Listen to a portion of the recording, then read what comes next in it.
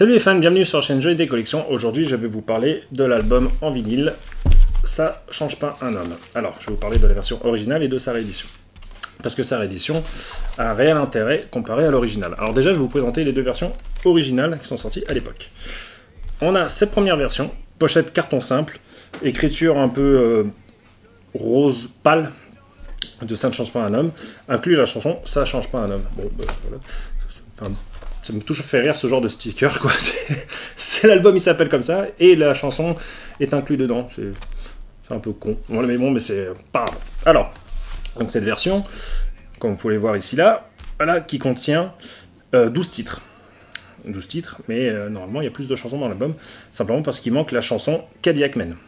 Voilà. Donc l'album n'est pas complet. Donc c'est cette première version qu'on peut voir là. Le vinyle, je vais vous présenter, parce qu'il a une très belle sous-pochette. Voilà, on peut avoir les paroles de chacune des chansons. Il y a quelques fautes d'orthographe dans les textes, mais bon, ça c'est pas... Voilà, c'est des choses qui arrivent, c'est des fautes de frappe plutôt que des fautes d'orthographe même. Et voici donc, le verso, le disque en lui-même, label noir, simple, efficace. Cette version, on peut la trouver aisément pour moins d'une trentaine d'euros. Très honnêtement, il y en a qui, voilà, comme d'hab, qui veulent toujours abuser et qui la vendent beaucoup plus cher. Mais non, pour une trentaine d'euros, vous pouvez trouver cette version. Ensuite, il y a une deuxième version d'époque qui s'est sortie en même temps. C'est une version, on va dire, un peu plus luxe, qui est la version avec fourreau plastique. C'est-à-dire que là, en fin de compte, il y a un fourreau dessus qui se tire, transparent, voilà, où dessus on peut avoir marqué Johnny Day de chaque côté avec le titre de l'album, cette fois dans une écriture plus marron clair. Voilà. Toujours avec cet autocollant qui là a une différence, est marqué tirage limité comparé à l'autre. Donc celui-ci est un peu plus dur à trouver. Et donc la pochette, après, sans le fourreau plastique, elle ressemble à ça. Et l'arrière, voilà, il n'y a rien dessus. Et là également, il n'y a que 12 titres, il manque toujours Cadillac Man, chanson écrite par John Bon Jovi. Donc, dommage, mais bon, ça tenait que sur un seul disque. Et après, l'intérieur est identique à l'autre. Exactement la même sous-pochette, pas de différence. Et le disque aussi est pareil. Je vais revérifier, mais il me semble que le disque est exactement pareil. Donc, les disques sont pareils. Bref, donc voilà. Donc la version fourreau plastique, qui est un tirage limité, est un peu plus dure à trouver, mais elle n'est pas non plus ultra rare. Elle ne vaut pas 80-90 euros comme j'ai pu voir sur eBay et compagnie. Les mecs, fabule totale. Je l'ai trouvé la mienne pour 35 euros. 35 euros. Certes, il n'est pas dans un état mint, mais il n'est pas dégueulasse non plus. C'est une très belle édition, le disque n'a aucune rayure, il ne saute pas. Donc, très honnêtement, vous pouvez la trouver pour moins de 50 euros. Voilà, je pense, on peut la trouver pour moins de 50 euros. Et donc, le fourreau plastique, la version Digipack 2000 se sont inspirés de cette version-là pour faire la leur, avec pareil le fourreau plastique qui se déplace dessus. Donc, c'est une édition sympa à avoir dans sa collection. Et donc, la réédition, comme on peut le voir ici, de 2017, qui reprend exactement le même code couleur que la version avec fourreau plastique, c'est-à-dire marron clair.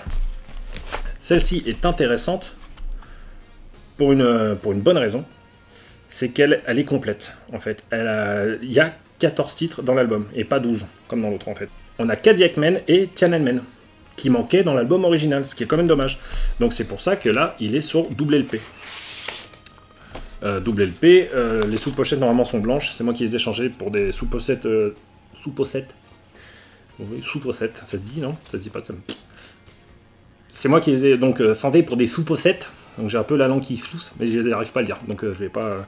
Ça fera partie de la vidéo, hein, tant pis. Pour des sous-pochettes, j'y arrive, de qualité plastifiée, voilà, parce que leurs sous-pochettes blanches qui règlent les disques, c'est insupportable et ça m'énerve, voilà.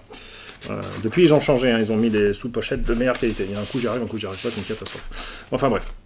Donc voilà pourquoi certaines rééditions ont un réel intérêt comparé aux originaux, parce que tout simplement le disque est complet. Il est dans sa version complète, entier. Et donc à l'époque, s'il n'a pas été complet, c'est pour la simple et bonne raison qu'il n'y avait qu'une seule galette et on ne pouvait pas mettre l'album entier dessus et ça coûtait trop cher.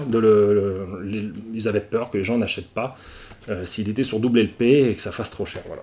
C'est pour ça qu'aussi le vinyle à l'époque a été un peu mis de côté, parce que comme sur le CD on pouvait mettre beaucoup plus de musique à peu près 20 minutes de plus que sur un 33 tours, bah, du coup le format 33 tours devenait un peu trop cher à l'époque, parce que certains albums devaient tous être obligatoirement passés sur double LP, et ça coûtait trop cher, donc du coup c'est pour ça que le vinyle a un peu mis de côté à l'époque, pour privilégier le CD, et aujourd'hui, bon bah, retour du vinyle, et donc voilà, mais la hausse du prix du vinyle fait que le CD commence à revenir devant. C'est un éternel recommencement, quoi. Voilà. Et donc je peux vous présenter cette pièce que j'ai dans ma collection, qui est assez sympa. Hop. Alors, c'est tout simplement une PLV. C'est une PLV, en fait, voilà. Parce que le disque en format cristal peut se présenter sous deux pochettes. Et donc voilà, 33 tours, cassette et compact disque. Voilà, c'est la publicité avec le petit fil de pêche qui va au-dessus, qu'on peut accrocher. Enfin, contre, c'est ce qui était accroché au plafonnier des disquaires pour faire la promo de l'album.